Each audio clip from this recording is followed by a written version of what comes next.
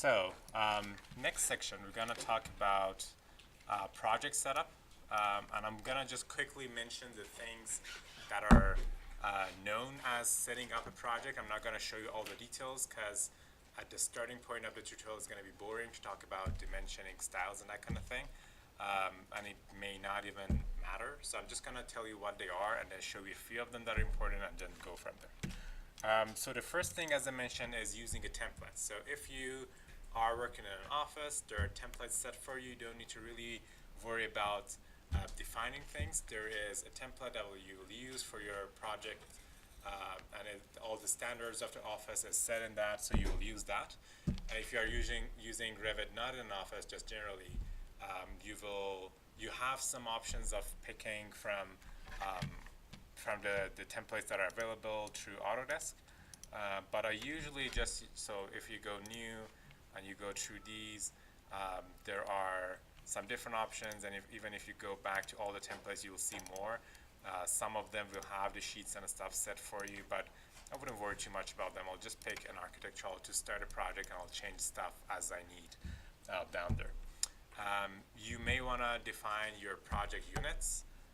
So you can go down to the Manage tab bar up here and change your units through the unit bottom upper.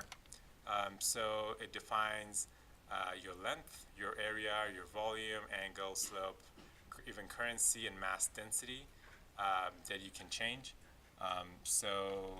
Those are the things that you can change: millimeter, meter, square meter, and all that. So it's again here, project units. You can select and change what needs to be changed. Usually you work and submit projects in metric. If it's I don't know, timber project construction, you may want to use imperial, feet, and inches, because construction people and also people who are a bit older and maybe your clients know those imperial units better. So dimension style is another thing that you may want to define. We'll talk about that later. Creating sheets and views is also a part of setting up a project.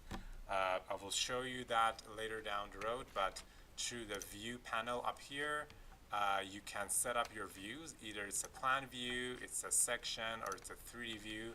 You can access it through this view section.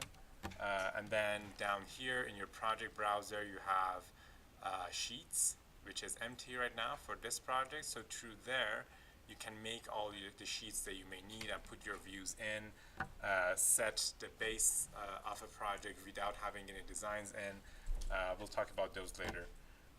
And then you can create your title blocks of the sheets that you have made to put all the details of a project in them. And then also work sets. So here at school, you don't really use a lot of work sets, but out there in the offices, they do. So down here, if you see like bottom middle, there is a part that you will pick your work sets. Usually in the projects, different parts are defined, like a shell, structure, landscape, interiors, furniture. Each of them may have a different work set. So, yes, down here in the center. Yeah, it is off now because you don't have any of them defined. I'll show you later how to define them. So if you're drawing the shell of the building, you should be under the shell work set. And later on, if somebody wants to turn off all the interiors and just do the shell, it's a cleaner environment to work with. So let's say I'm drawing this. Right now, there are no work sets defined for it, but if I go down, it should show the work set here that I will pick and define which work set this element belongs to. Usually you have 3 views or 2D views of all the shell, all the interiors, all the structure in a project that people through those can analyze how a project is working, good or bad. So that's pretty important. That's all about the project setup. We'll go through the details later.